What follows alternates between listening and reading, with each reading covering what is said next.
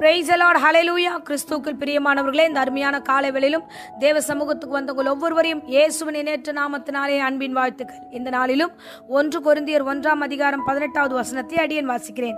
சிலுவையை பற்றிய உபதேசம் கெட்டு போகிறவர்களுக்கு பைத்தியமா இருக்கிறது, ரட்சிக்கப்படுகிற நமக்கோ அது தேவ பலனாய் இருக்கிறது. ஆமென், ஹல்லேலூயா.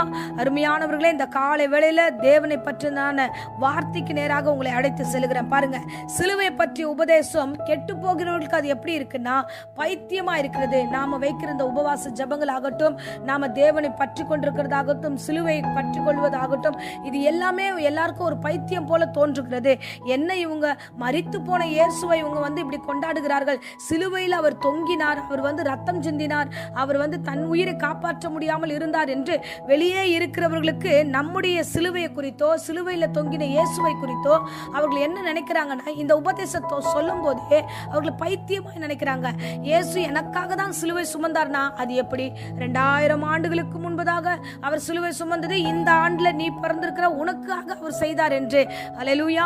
இப்படியாய் அவர்கள் என்னன்னா விதண்டாவாதமாக சில வார்த்தைகளை அவர்கள் சொல்லுவார்கள்.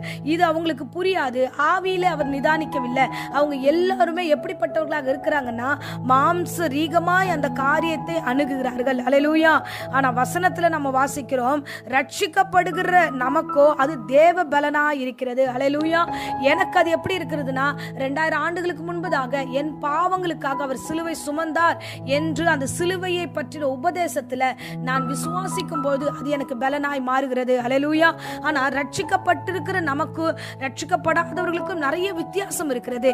ரட்சிக்கப்படாதவர்கள் இடரல் அடைகிறார்கள், பைத்தியமாய் எண்ணுகிறார்கள். அததான் வசனத்துல நம்ம மேற்கொண்டு வாசிச்சோம்னா, சிலுவையில் அறையப்பட்ட இயேசுவை பிரசங்கிக்கிறோம், ஆனா யூதர்களுக்கு இடரலாயும் கிரேக்கர்களுக்கு பைத்தியமா இருக்கிறது. அப்படின்னா நிறைய படித்தவர்களுக்கும் ஞானிகளுக்கும் அறிவாளிகளுக்கும் சிலுவையை பற்றின அந்த உபதேசம் எப்படி இருக்குன்னா பைத்தியமாய் தோணும். என்ன சரியில்லை, இந்த விஷயத்தை இவங்க தப்பா பண்றாங்க, இதை போய் இவங்க எல்லாம் இப்படி பண்றாங்களேன்னு. ஆனா அழைக்கப்பட்டவர்களாகிய நீங்கள் இந்த காரியங்களில எந்த பலவீனமான நிலையில இருந்தாலும் நீங்கள் அழைக்கப்பட்டிருக்கிற அந்த சிலுவையின் அழைப்புக்குள்ள வரும்பொழுது, சிலுவையின் தியானத்திற்குள்ள வரும்போது, இயேசு எனக்காக தான் சிலுவை சுமந்தார் என்ற தேவ பலனாகி அந்த வார்த்தையை நீங்கள் கேட்கும் பொழுது உண்மையாகவே தேவனாகிய கிறிஸ்து நமக்காக இருக்கிறார் என்று விசுவாசிக்கும் போது உங்களுக்கு பலன் உண்டாகிறது. அல்லேலூயா. பாருங்க, நம்ம யோவான் 8 ஒரு ஸ்திரீயை குறித்து வாசிக்கிறோம். பாவம் செய்தவளாக இருக்கிறா. சிலுவை அண்டையில இயேசு கிறிஸ்து கிட்ட வரும்பொழுதுதான் அந்த பாவம் அவளுக்கு மன்னிக்கப்படுகிறது. சோ பாவம் மன்னிக்கப்படுகிற இடம் இயேசுவா இருக்கிறார். பாவம் மன்னிக்கப்படுகிற இடம் இயேசு அடையாளமாய் காண்பிக்கப்பட்ட சிலுவையா இருக்கிறது. அல்லேலூயா. நாம பாவத்தோடு இருக்கும்போது என் பாவத்தை மன்னித்தவர் அவர் ஒருவர் இருக்கிறார் என்று நான் விசுவாசிப்பேன். ஆனால் நான் ரட்சிக்கப்படுவதற்கு ஏதுவாக அது எனக்கு தேவ பலனாய் மாறுகிறது. அல்லேலூயா. நான் எப்பொழுது விசுவாசிக்கிறேனோ, எப்பொழுது நம்புகிறேனோ, அப்பொழுதே எனக்கு பலன் வருகிறது. நம்பிக்கை தான் வாழ்க்கை.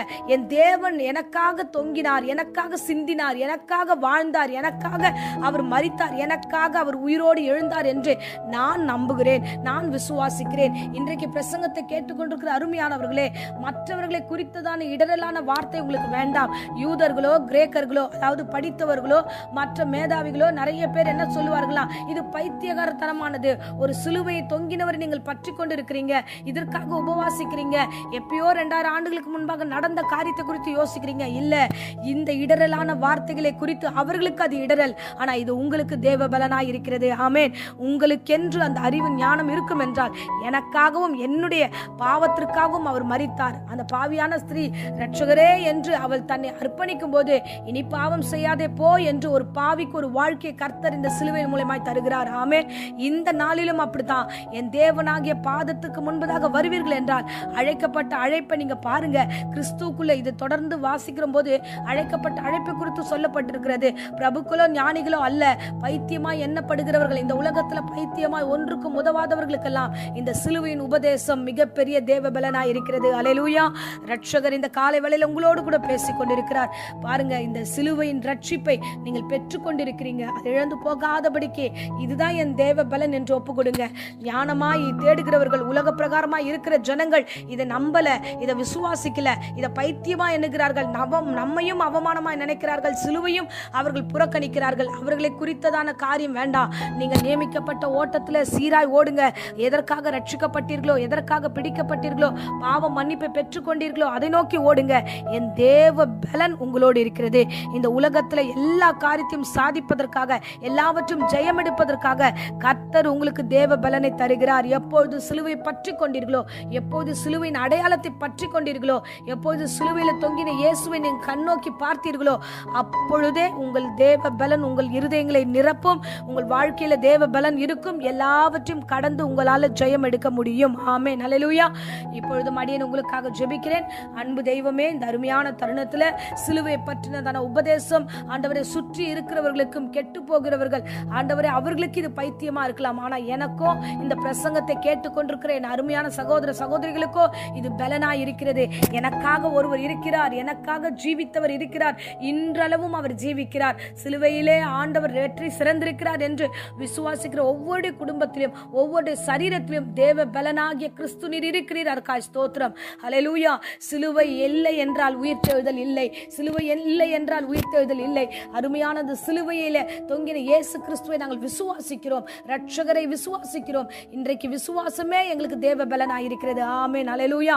எல்லா காரியத்திலிருந்தும் எங்களை விடுதலை ஆக்குவீர். எல்லா காரியத்திலிருந்தும் நாங்கள் ரட்சிக்கப்படுவோம். எல்லா காரியத்திலும் தேவ பலனோடு நாங்கள் ஓடுவோம். எங்கள் ரட்சகராக இயேசு கிறிஸ்துவே இன்றைக்கு ஒவ்வொரு வீடுகளுக்குள்ளே கடந்து செல்லுகிறீர். ஆண்டவரே, இந்த சிலுவையின் காரியங்களை குறித்து ஆண்டவரே இந்த வேளையில பேசிக் கொண்டிருக்கிறீர். அப்பா, உம்மை பற்றி கொள்ளுகிறவர்களுக்கு நீர் விடுதலை கட்டளிடும். ஆசீர்வதியும். உம்மை நோக்கி பார்க்கிற முகங்கள் வெட்கப்பட்டு போகாதபடிக்கு காத்துக்கொள்ளும், வழி நடத்தும். ஆசீர்வதியும். இந்த நாளிலும் கர்த்தாவே, வியாதியோடு பலவீனத்தோடு யாராகிலும் இந்த பிரசங்கத்தை கேட்டுக்கொண்டிருந்தா எல்லோருக்குள்ளும் ஆண்டவரே தேவ பலனாகிய கிறிஸ்து இறங்கி பூரண சுகத்தை கொடுத்து ஆசீர்வதிப்பீராக. இயேசுவின் நாமத்திலே ஒப்பு கொடுக்கிறோம். இந்த நாள் முழுவதும் தேவ கரம் கூட இருக்கட்டும். உபவாச நாளை அங்கீகரிங்க. அப்பா, உம்மை நோக்கி பார்க்கிற இந்த பிள்ளைகளை ரட்சித்து ஆசீர்வதித்து வழி நடத்தும். தேவ பலனாகிய கிறிஸ்துவை பற்றி கொண்டிருக்கிறோம். ஆசீர்வதியும், ஆசீர்வதியும். இயேசுவின் நாமத்திலே ஜெபிக்கிறேன் நல்ல பிதாவே. ஆமென், ஆமென். Praise the Lord. God bless you.